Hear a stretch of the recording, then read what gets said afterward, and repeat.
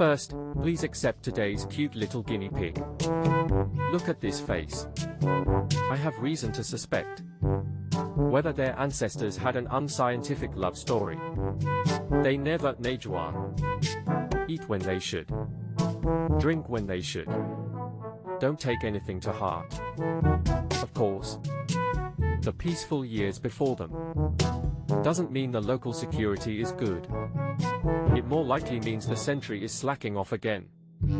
Fortunately, the neighbors sounded the alarm in time. They immediately fled in an extremely elegant posture. Meanwhile, the wildebeest mother is breastfeeding her newborn. At this moment, their various natural enemies are already preparing for a hunt. Finally, the lioness made the first move. The baby wildebeest's mother could only hopelessly keep her distance. As usual, the story can't, or at least shouldn't, begin this early. The baby actually started looking for milk to drink. After all, it's still a baby. It doesn't know the dangers of the animal world. Fortunately, the lioness is actually willing to continue acting with him. And it's a bit like she's really getting into it. I'm guessing the lioness recently lost her own cub. Her maternal instincts are overflowing. This is real. It's made the wildebeest mother speechless. She means that if the lioness really accepts this daughter, it wouldn't be a bad heartwarming story. And as time goes on, the little foal and the lioness are actually getting close. That foal will definitely be able to brag about this experience for life, as long as it survives for a while after today.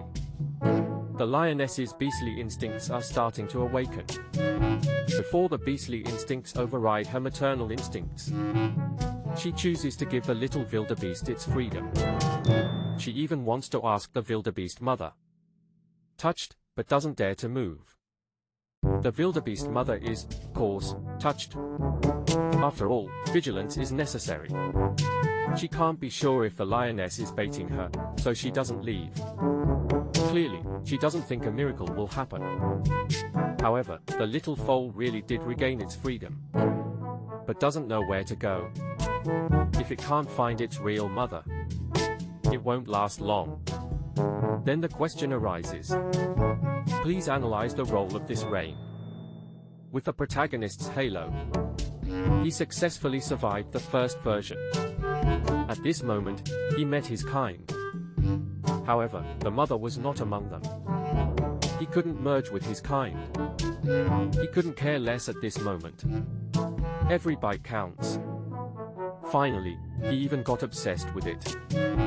He freaked out all his little companions. Due to persistent freeloading, it was directly driven out together. This devilish start is often seen in the protagonists of martial arts novels. While he was alone and helpless, a dog-like jackal came to cheer him on, told him to cheer up. God closes a door for you, and by the way, takes the window with him. Little horse says you are really a dog. Then the two sides began to play happily. I don't know if you have friends who are always broke like this. Their characteristic is that the more they tease, the more stable the companionship. Back to the plot. Benefiting from the protagonist's halo super endurance, he finally waited for the second batch of his kind, and smelled a familiar smell. Mother and daughter reunion is like a lifetime. She can finally be a baby again. The atmosphere is here. And by the way, give a like. Makes sense, right? Next, a story about a bird. Our protagonist is a female vasa parrot. She is raising a nest of chicks alone. But it seems effortless. The reason is, she chose to gather dads for her chicks. Specifically, during the breeding season. She focuses on being open. Thus, she mates with many males. This way, her babies are from different fathers. I've always said, multiple dads, multiple parts.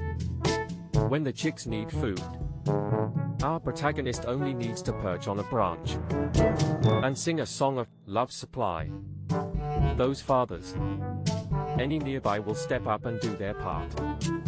After some cuddling and playing, the male bird will obediently scatter birdseed.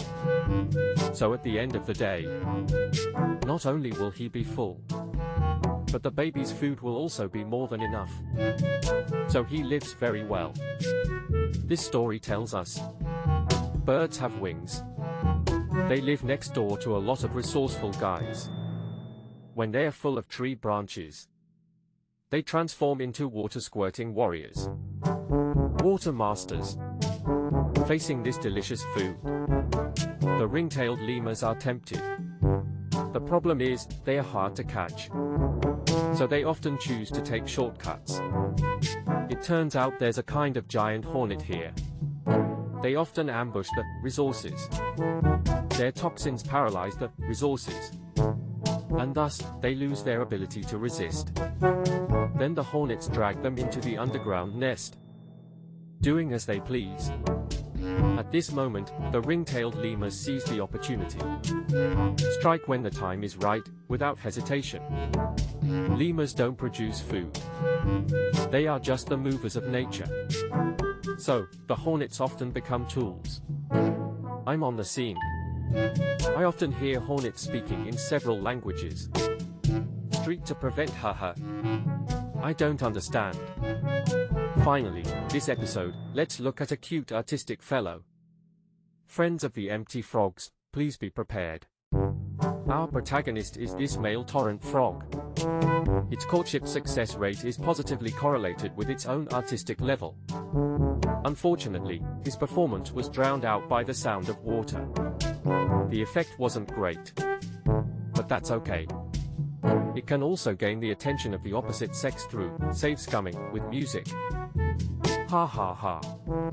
His performance and stage effects are also very explosive in the entire explosive world. So he successfully attracted ha ha ha. Our main character is running away, while saying that it's actually pretty good to be single. This story tells us, the stream is flowing. It will make a splashing sound, all right? That's all for this episode. I'm Xi Liao. Frequently share. Even though 708 is down. But illogical animal stories. Follow Xi Liao. Won't test what you don't know. See you next time.